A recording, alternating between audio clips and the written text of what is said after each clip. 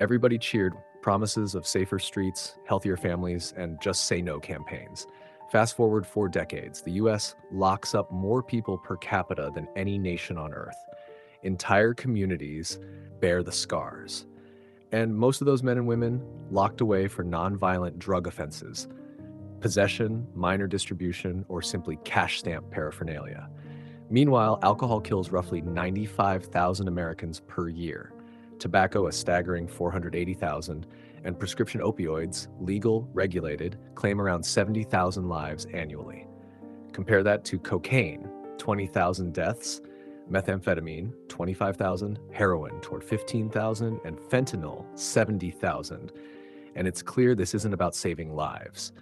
If it were, we'd see bar raids on every bar, cigarette seizures at every corner, and prescriptions handed out under armed guard. Buckle up, rock solid fam. Tonight we expose how the war on drugs morphed into the greatest system of mass incarceration and social control in American history. Spoiler alert, it was never about public health. From medicine men to criminals, once many of these substances were revered, or at least regulated as medicine. 19th century opium and laudanum, prescribed for pain and anxiety even to children. Cocaine, a popular ingredient in tonics, toothache drops, and Coca-Cola.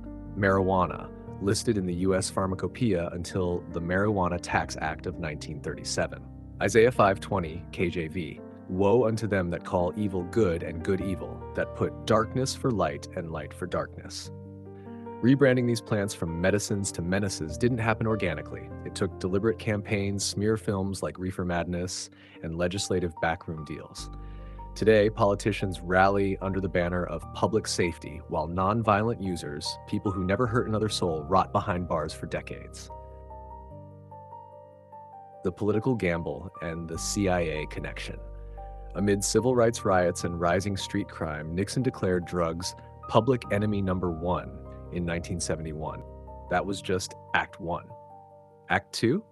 The CIA itself, according to multiple investigations and whistleblowers, facilitated cocaine shipments into South Central Los Angeles in the 1980s, often routed through Arkansas under Governor Bill Clinton's watch. Journalist Gary Webb's Dark Alliance series exposed how Contras funded by the CIA sold crack on the streets, fueling the epidemic that justified even harsher drug laws. So while lawmakers railed against tough on crime, their own trafficked drugs, buying boots on the ground for covert wars and creating a pretext to lock up an entire generation. Mandatory minimums, 1,000-year debt. Reagan's Anti-Drug Abuse Act of 1986 introduced draconian mandatory minimum sentences, 5 years for 5 grams of crack cocaine versus 500 grams of powder cocaine.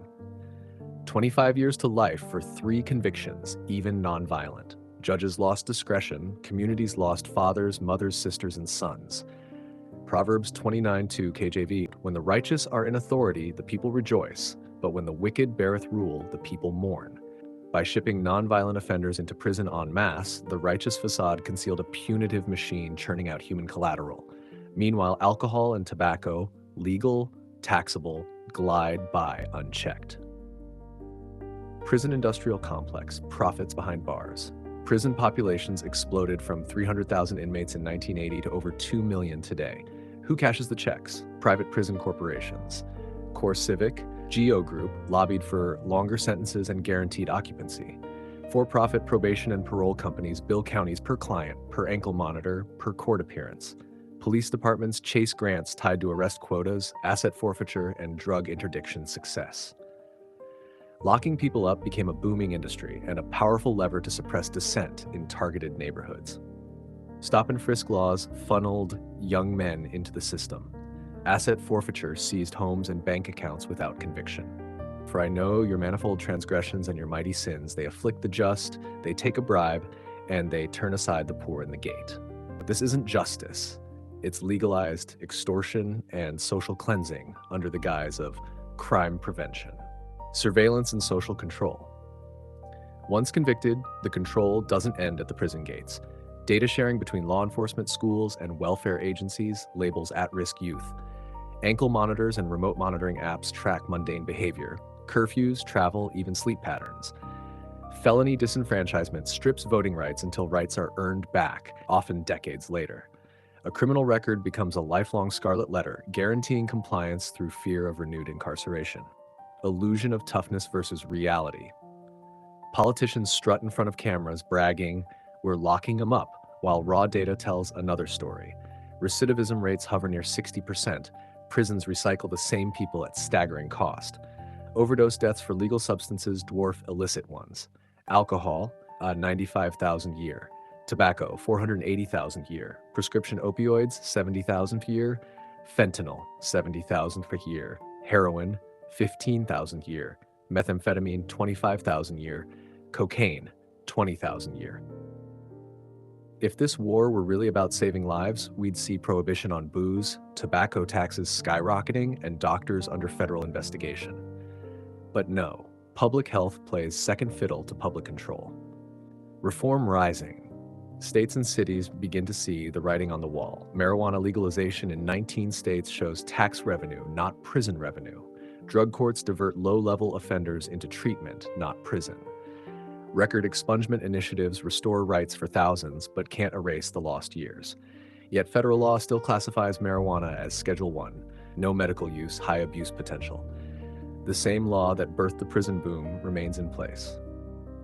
The true battlefront. The war on drugs never ended. It mutated into a war on entire demographics. Real solutions starve for funding while prisons expand. Surveillance drones hover over schools and housing projects. The final front, your mind. They shape narratives. Lock them up. Protect the children. Drug crisis. But who profits? Stay free, stay solid. Isaiah 5:20 warned us, calling evil good doesn't change the cost.